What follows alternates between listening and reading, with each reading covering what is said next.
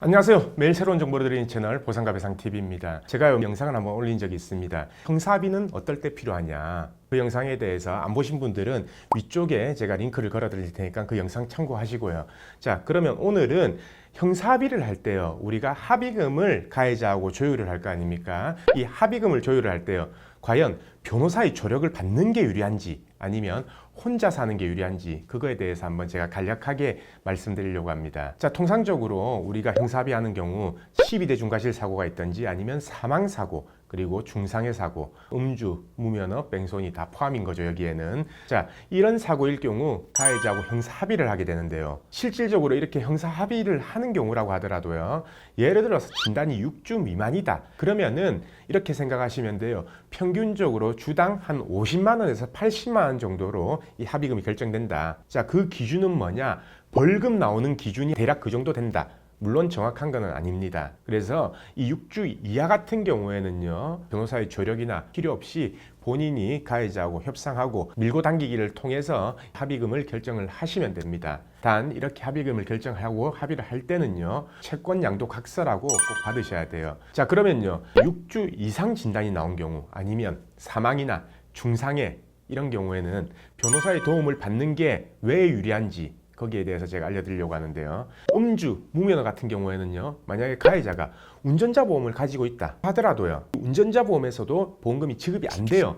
그렇기 때문에 본인이 전부 다 이걸 해결해야 됩니다. 하지만 다른 사고 같은 경우에는 운전자 보험이 있다면 운전자 보험에서 사망 중상해 같은 경우에는요. 한도가 전부 다 나옵니다. 예전 거 같은 경우에는 2천만 원, 3천만 원짜리 붙어 있고요. 그리고 지금은 1억짜리까지 나오죠. 그리고 운전자 보험이 적용되는 경우는요. 변호사 비용, 가해자가 변호사를 선임한다 라고 했을 때 이 변호사 비용까지 운전자 보험에서 커버가 돼요. 그렇기 때문에 거의 이런 사고 같은 경우에 대부분은 가해자가 변호사를 선임하게 됩니다. 근데요, 반대로 피해자가 변호사를 선임 안 해 있는 상태다. 피해자는 가해자 쪽 변호사하고 얘기를 해야 돼요. 과연 일반인이 변호사랑 이야기했을 때 밀고 당기기에서 더 잘할 수 있을까요? 제가 생각했을 때는 아닐 겁니다. 그렇다면요, 피해자도 이 변호사를 선임해서 같이 대응을 해야 된다는 거예요. 솔직히 이 피해자 입장에서는요, 나중에 가해자 처벌을 어떻게 하면 무거워지고 어떻게 해야지 압박을 받아서 조금이라도 합의금의 성의를 보일까, 이 방법에 대해서는 잘 모르거든요. 하지만 교통사고 전문 변호사 사무실에서는 이런 경험들이 많기 때문에 어떻게 가해자를 압박하면은 가해자가 형사합의금을 더 지급하는지, 그리고 운전자 보험에서 예를 들어서 3천만 원이 있다고 하더라도 만약에 3천만 원으로 합의해버리면요, 그 운전자 보험 외에는 가해자는 돈 한 푼도 안 쓰고 이렇게 합의하게 되는 거거든요. 그게 사망사고라고 하더라도요. 그렇기 때문에 3천만 원, 3천만 원대로, 그리고 추가적으로 가해자가 이 합의금에 대한 성의를 보일 수 있게끔 가해자를 압박하는 게 중요합니다. 보통은 그렇습니다.